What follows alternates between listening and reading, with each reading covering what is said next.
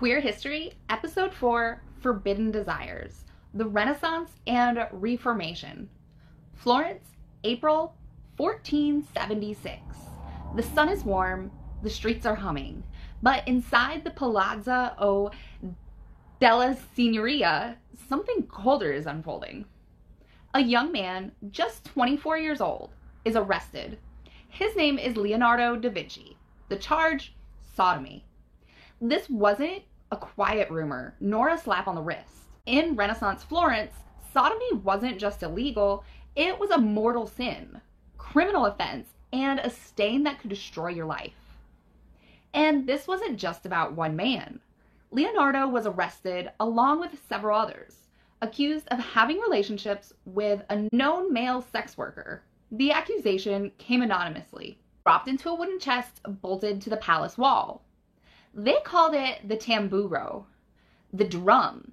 It was a public denunciation box where anyone could accuse anyone of anything, no evidence needed. Leonardo spent 2 months in custody. The case was dismissed for lack of witnesses, but Florence never really let things go. His name had been entered into the Ufficiali di Notte, the night official's ledger, a blacklist of sodomy charges. One whisper from it and you could lose everything. Leonardo never forgot. He never married, never took a public lover, but he did surround himself with beautiful young men. One of them stayed longer than the rest. His name was Gian Giacomo Caronte, but Leonardo called him Sali, meaning little devil. He joined Leonardo's household at 10, stayed over 2 decades, was described as a liar, a thief, a glutton, and yet he stayed. Some believed Sali's face appeared in Leonardo's work. St. John the Baptist, Bacchus, even the angels incarnate.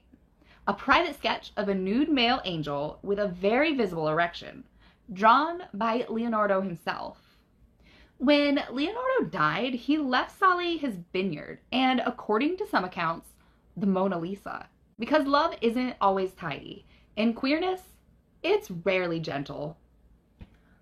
Michelangelo, the man who painted the Sistine Chapel, was also a poet. He wrote over 300 sonnets, many addressed to a man named Tommaso de Cavallari. Tommaso was 23. Michelangelo was 57. The poems aren't subtle. With your fair eyes, you have undone the sun. I am made blind by your light. Tommaso wrote back affectionately, but we don't know if it was romantic or platonic. What we do know, Michelangelo loved him. He also felt torn. He was devout. He believed in God and believed his desires were sinful. He called his love a storm, fire, burden. He tried to evaluate it, make it spiritual, but you can feel the ache in every line. After his death, his nephew edited the poems, changed the pronouns, tried to erase the truth. But we have the originals, the longing, the language, the truth. Christina of Sweden was raised to rule. She wore men's clothing, studied philosophy, refused to marry. She adored her lady-in-waiting Eva Sparre, calling her Bella, writing her passionate letters, referring her publicly as her bedfellow. Christina eventually abdicated the throne, sailed to Rome, joined the Catholic Church, and continued to wear men's clothing. She is one of only 3 women buried in the Vatican. In 18th century London, queer people built their own sanctuaries, molly houses, underground clubs full of drag, nicknames, mock weddings, dancing, joy, and risk. Sodomy was a capital offense. The Bow Street runners raided these spaces.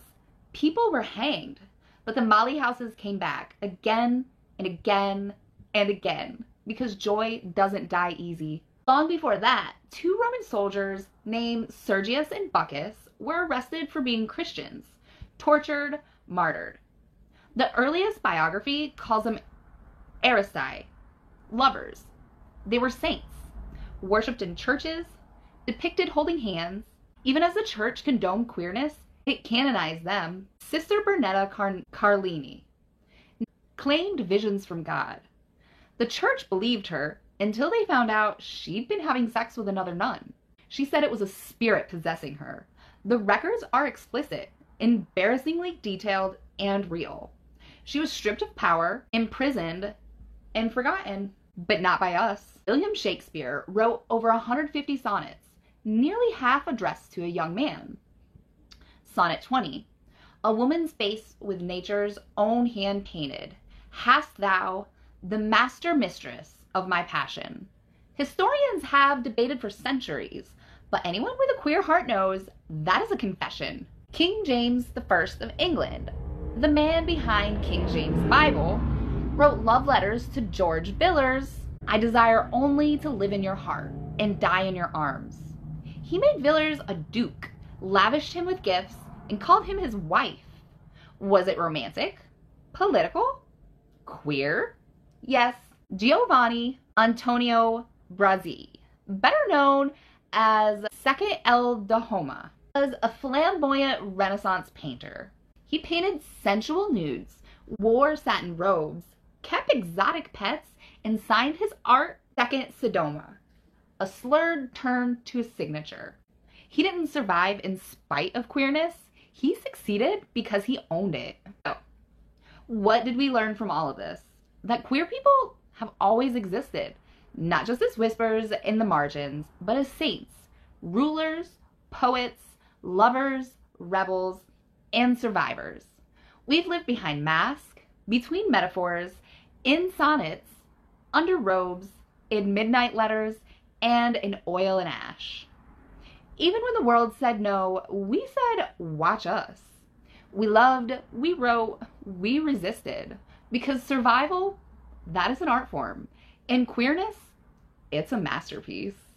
Next week on Queer History, we cross oceans into the age of empire, where colonizers didn't just conquer land, they tried to erase entire queer traditions.